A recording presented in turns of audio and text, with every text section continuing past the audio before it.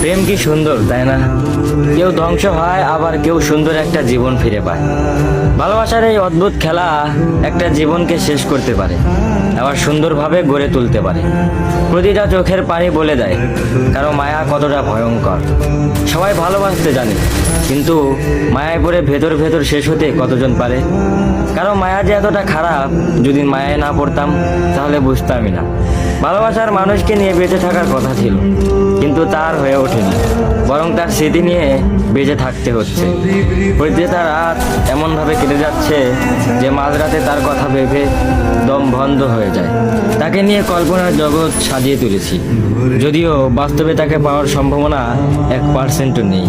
তবুও তাকে নিয়ে ভাবতে ভালো লাগে। ভালো লাগে তার স্মৃতি মনে করে উপন্যাস লিখতে, ভালো লাগে তার দেওয়া কথা মনে করে আফসোস করতে। তার সব কিছু ভালো লাগলেও তার আমাকে ভালো লাগতো না। সে তো ভালোবাসা নিতে জানতো, কিন্তু সে কখনোই ভালোবাসা দিতে জানতো না।